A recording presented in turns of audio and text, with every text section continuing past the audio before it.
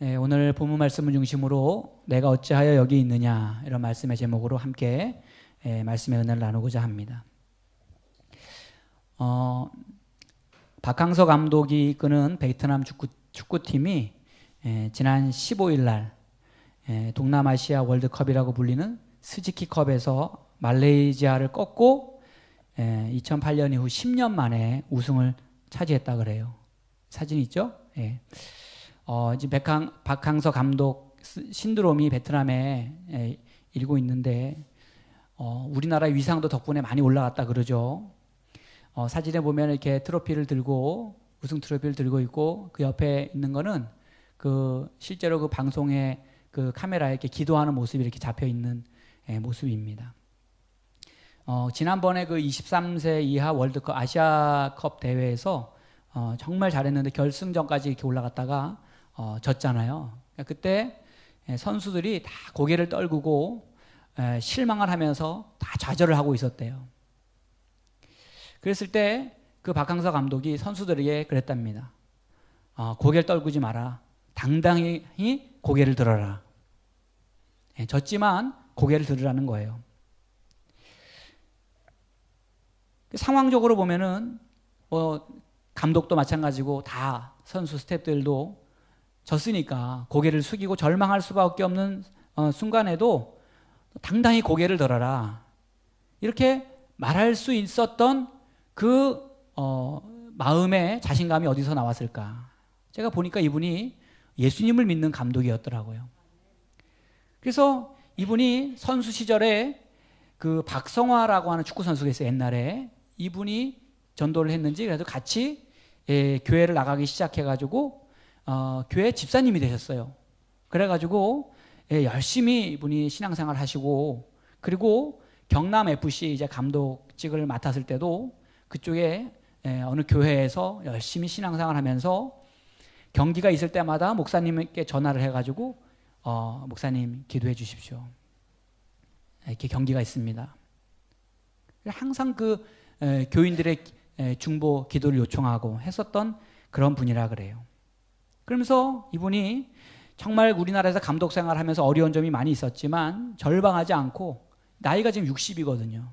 만 59세.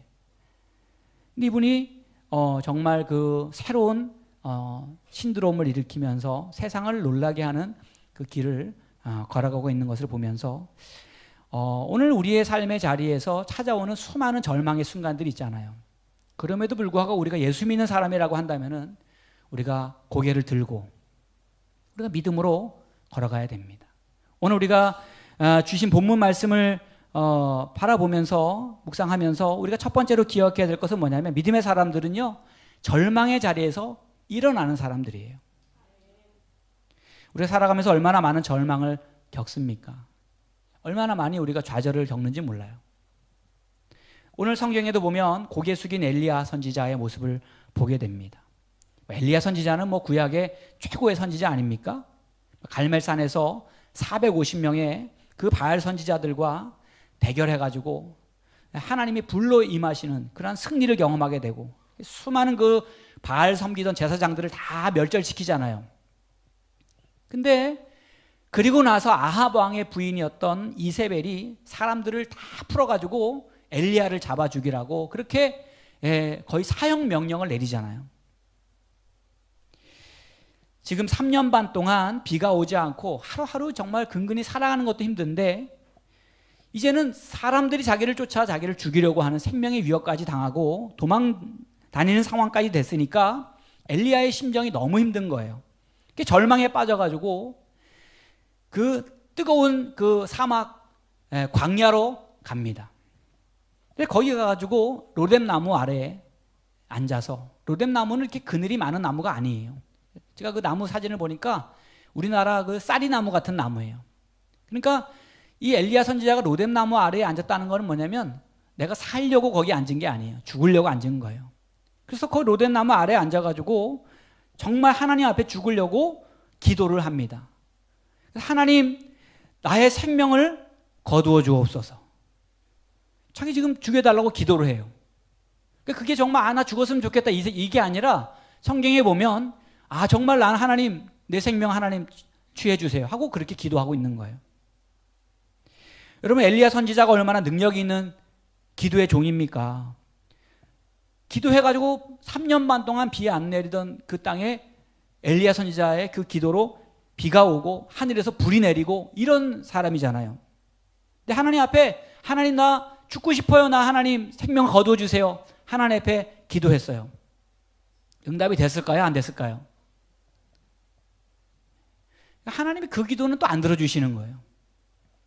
죽고 싶다고 기도했는데.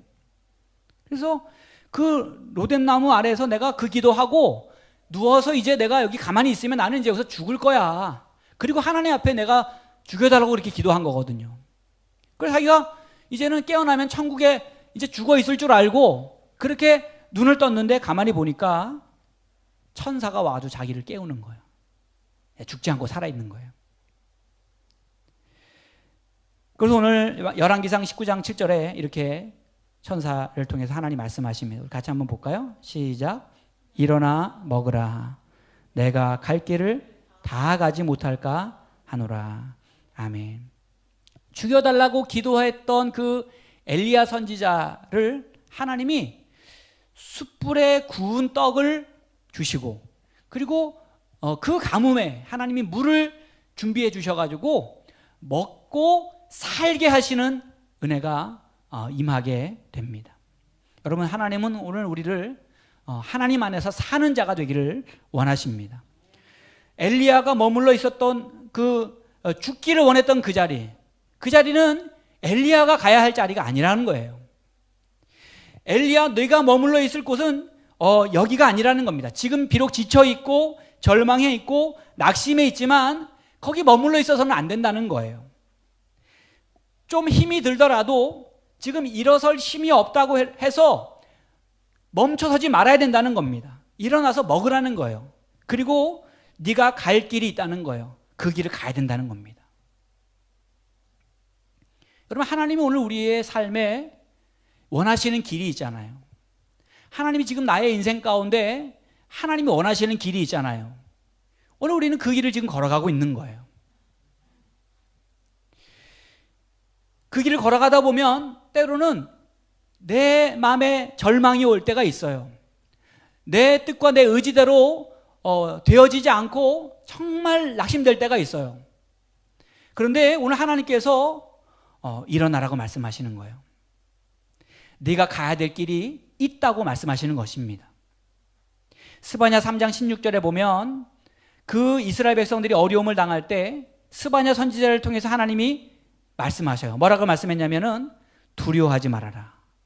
시온아, 시온은 이스라엘 백성들을 말하잖아요.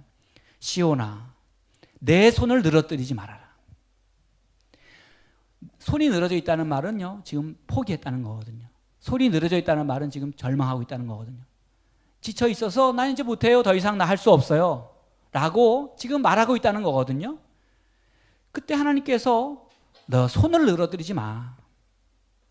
그러면서 그 이유를 말씀하시는데 스마트 3장 17절 같이 봅니다. 시작. 너의 하나님 여호와가 너의 가운데 계시니 그는 구원을 베푸실 전능자이시라. 아멘. 너의 하나님 여호와가 너 안에 있다. 너희 가운데 거하신다. 네가 고통당하는 그 시간, 그 자리에 하나님이 함께 계신다. 하나님이 너의 삶에 구원을 베푸실 것이다. 네가 가는 그 길이 아무리 힘들고 어려워도 아무리 낙심돼도 구원의 하나님이 너와 함께 하기 때문에 반드시 너의 삶 속에는 하나님이 도우시는 은혜가 임하게 될 것이라고 하는 거예요. 그래서 여러분, 우리가 지쳐있는 자리에서 일어나야 될 이유가 바로 하나님이 나와 함께 하시기 때문에, 오늘 예수 그리스도가 나의 그리스도라는 말이 우리 구원자라는 말이잖아요. 나의 구원자가 내 안에 거하시기 때문에 오늘 하나님께서 엘리야 선지자를 더 쓰시기 원하신 것처럼 오늘 저와 여러분을 하나님께서 더 쓰시기 원하신다는 사실을 기억하시기 바랍니다. 하나님은 우리를 계속해서 우리를 사용하기 원하셔요. 그것이 하나님의 마음이에요. 엘리야가 생각할 때는 이제 나의 힘이 다한 것 같아요. 내가 할 수 있는 일이 이제 없는 것 같아요. 이제는 나의 한계점에 다다른 것 같은 상황. 그래서 상황 끝. 이제 나는 이제 하나님, 나는 부름에 나는 따라갈 거야. 이렇게 생각했지만 하나님 보시기에는 아니라는 겁니다. 아직도 해야 할 일이 있다는 거예요. 우리 옆에 계신 분한테 한번 이렇게 인사하겠습니다. 아직 해야 할 일이 있습니다. 이렇게 한번 이야기하시죠. 아직 해야 할 일이 있습니다. 아직.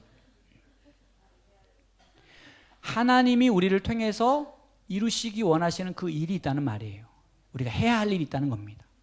교회를 세우신 것도 하나님이 해야 할 일이 있으셔서 세우신 것이고, 우리 가정을 세우신 것도 하나님이 우리를 해야 할 일이 있어서 세우신 것이고, 여러분을 가정에 세우신 것도 하나님이 나의 자리에서 해야 할 일이 있기 때문에 세우신 것이고, 여러분의 삶의 직장과 일터에서 하나님이 우리의 모든 관계와 만남을 주신 것도 하나님이 우리에게 해야 할 일이 있기 때문에, 거기서 우리가 감당해야 될 사명이 있기 때문에 하나님이 우리를 세우셨다라고 하는 거예요.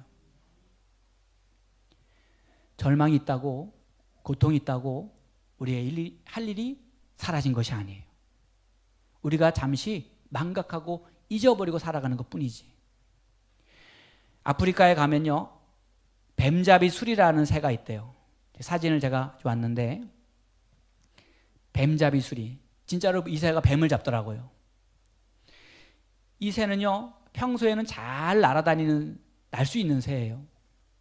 근데 흥미로운 건 뭐냐면, 고통을 감지하거나 위험한 것을 느끼기 시작하면 이 새가요, 갑자기 위축이 돼가지고 자기가 하늘을 나를 수 있다는 것을 잊어버린대요. 그래가지고 땅을 막 뛰어다니다가 결국은 잡혀먹거나, 그리고 다치거나 이렇게 한다는 겁니다. 날 수 있는데. 그래서 자기한테 고통이 오고 그 절망의 순간이 오면 자기의 존재를 망각한다는 거예요. 자기의 능력을 잊어버린다는 겁니다. 여러분, 절망이라고 하는 거요, 우리 안에 우리 있으면 우리의 존재, 내가 가지고 있는 능력, 내가 가지고 있는 하나님 안에서의 그 잠재력을 다 잊어버리게 만들어요. 오늘 엘리야 선지자에게 하나님께서 너 일어나, 너 먹고 너가 가야 될 길이 있다.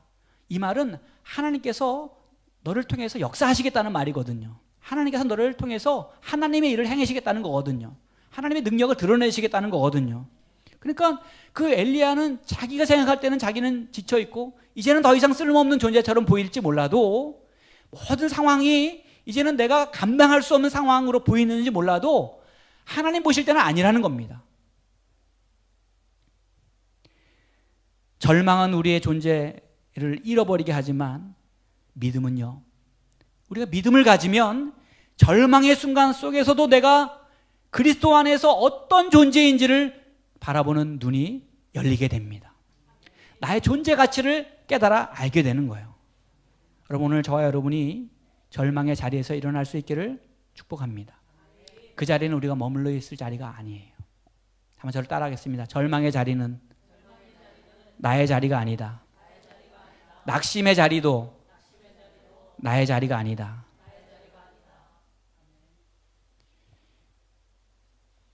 두 번째, 우리는 두려움의 자리에서 일어나야 돼요.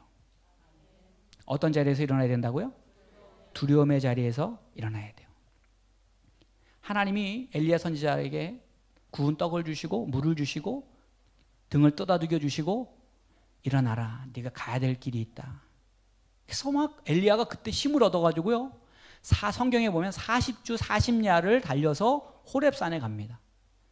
뭐 초능력이 나타난 거잖아요. 40주 40야를 달려서 호렙산으로 가는 거예요. 그러니까 하나님의 능력이 임한 것이죠, 다시금. 근데요, 안타까운 건 성경에 보니까 그 엘리야 선지자가 호렙산에 가가지고 다시 어디로 들어갔어요? 다시 동굴 속으로 들어가요. 왜냐하면 두려우니까. 여전히 자기를 잡으려고 찾아다니는 수많은 자기의 목숨을 노리는 사람들의 그 발걸음이 두려우니까. 그래서 동굴 속에 숨었어요.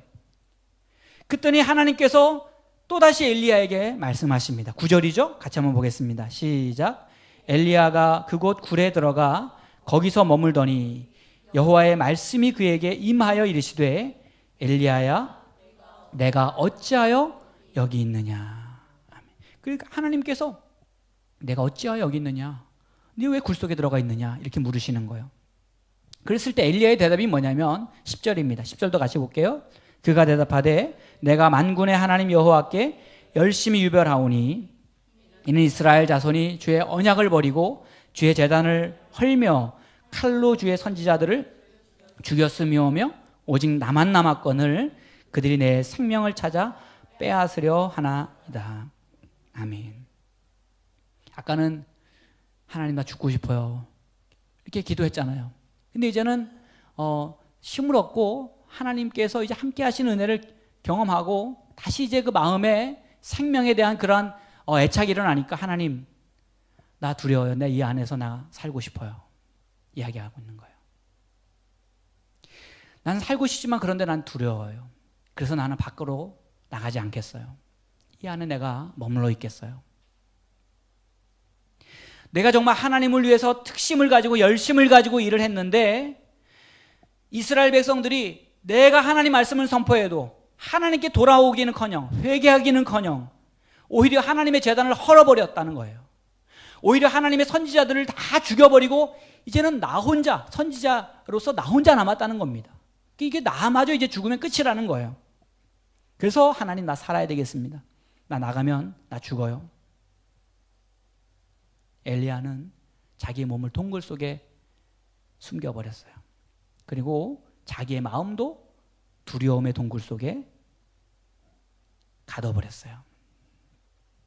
여러분, 오늘날 겉으로는 멀쩡하고 겉으로는 화려해도 마음이 묶여서 삶의 두려움에 사로잡혀서 사람과 환경의 두려움에 매여서 갇힌 채 살아가는 사람들이 얼마나 많은지 몰라요. 두려움의 동굴.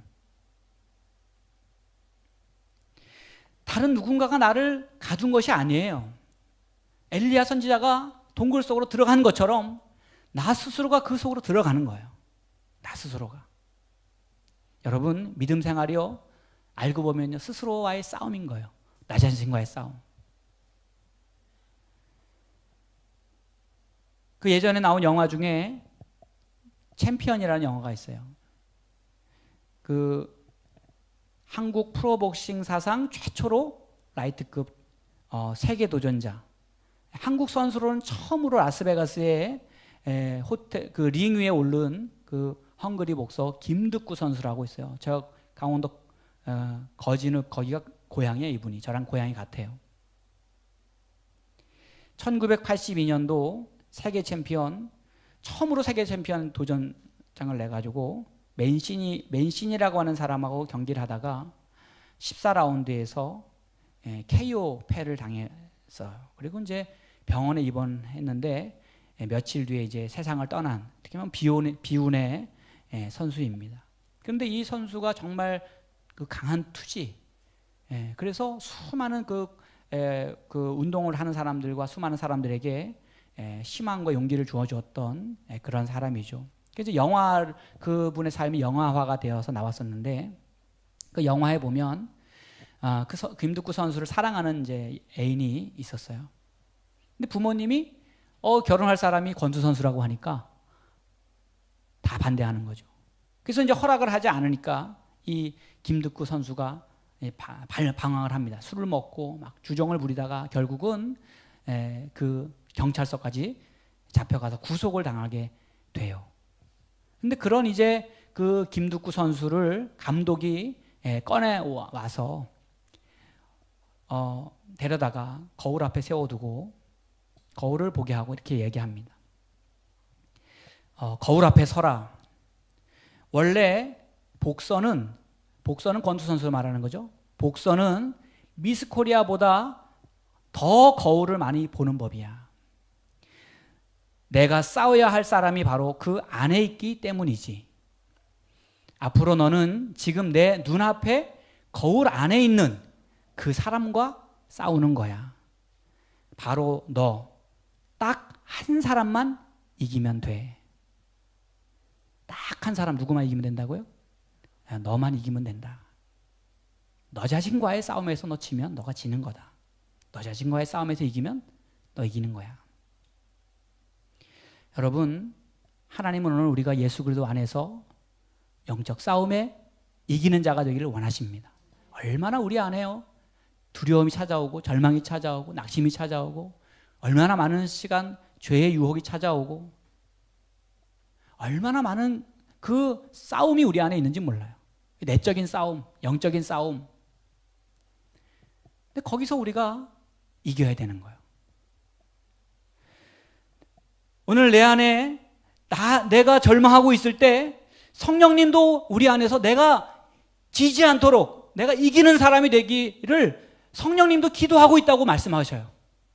왜냐하면 하나님도 우리의 그 안에 영적 싸움이, 내적인 싸움이, 우리의 속사람이 싸우고 있는 것을 알기 때문에, 우리의 속사람이 강건해져야 우리가 이기는 삶을 사는 것을 아시기 때문에, 그래서 로마서 8장 26절에 이렇게 말씀하잖아요. 같이 봅니다. 이와 같이 성령도 우리의 뭐를 아신다고요? 연약함을 도우시나니 우리는 마땅히 기도할 바를 알지 못하나 오직 성령이 말할 수 없는 탄식으로 우리를 위하여 친히 간구하시느니라. 아멘. 하나님의 영이 우리 안에서, 그리스도의 영이 우리 안에서 우리의 연약함을 아신다는 거예요. 우리의 절망을 아시고 우리의 두려움을 아신다는 거예요. 그래서 우리 안에서 우리를 위해서 기도하고 계시다는 겁니다. 우리를 돕고 계시다는 거예요. 오늘 우리 안에서 성령님이 떡을 먹여주시고, 우리 안에서 성령님이 우리에게 물을 먹여주시고, 오늘 성령님이 우리 안에서 우리를 격려해 주셔서 계속해서 우리가 우리의 길을 걸어갈 수 있도록 우리를 도우신다는 거예요. 여러분, 오늘 우리 안에 그 거하시는 예수 그리스도의 영, 하나님의 영, 성령의 역사하심을 믿으시기를 축복합니다.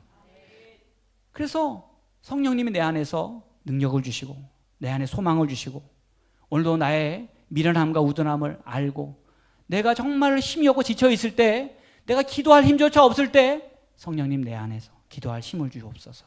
오늘 내 삶에 역사하옵소서. 기도하고 나아가는 거예요. 오늘 하나님이 먹여주시고 격려해 주셔서 호렙산까지 힘을 얻어서 달려갔지만 다시 굴 속에 숨어버린 엘리야에게 하나님께서 말씀하셔. 9절에 보니까 엘리야야, 내가 어찌하여 여기 있느냐, 어찌하여. 그럴 때 엘리야 선지자가 사람들이 내 생명을 빼앗으려고 합니다. 하나님, 나는 두렵습니다. 그랬을 때 하나님 말씀하시죠. 너는 나가서 여호와 앞에서 산에 서라. 밖으로 나가라는 거예요. 엘리야 선지자가 그때서야 일어나서 그 동굴 입구로 나갑니다. 그 동굴 입구에 나가 서 있는 엘리야에게 하나님이 세미한 음성으로 말씀하시죠. 엘리야야, 내가 어찌하여 여기 있느냐. 하나님, 나 두렵습니다. 그때 하나님께서 엘리야에게 사명을 주셔요. 그 사명이 뭐냐면 성경에 나와 있는 거예요. 아람의 왕이 될 사람에게 기름을 부어 왕이 되게 하고, 이스라엘의 왕이 될 사람에게 기름을 부어 왕이 되게 하고, 엘리야를 대신해서 이스라엘의 영적 지도를 책임져야 할 영적 선지자 하나님의 사람을 기름 부어 세우게 하고. 여러분, 가만히 보니까요, 엘리야 선지자를 통해서 하나님이 이방 나라의 왕을 세우고, 엘리야 선지자를 통해서 이스라엘 민족의 지도자를 세우고, 엘리야를 통해서 이스라엘 민족의 영적인 리더를, 하나님의 선지자를 세우는 이 놀라운 일을, 그 일을 이루시려고 하나님께서 엘리야 선지자를 일어나라, 가야 할 곳이 있다. 네가 어찌하여 여기 있느냐. 하나님이 계속해서 말씀하고 계셨던 거예요.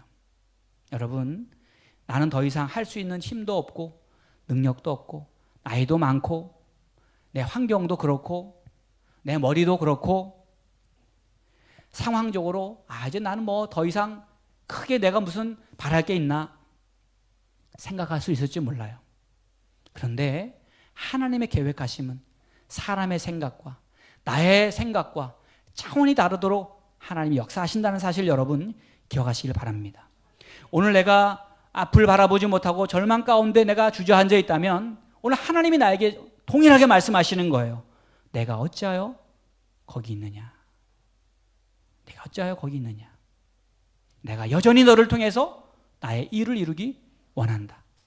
너의 시간이 아직 끝난 것이 아니라고, 여전히 나를 통해서 너의 안에 내가 새 일을 이루겠다고 하나님께서 말씀하시는 거예요.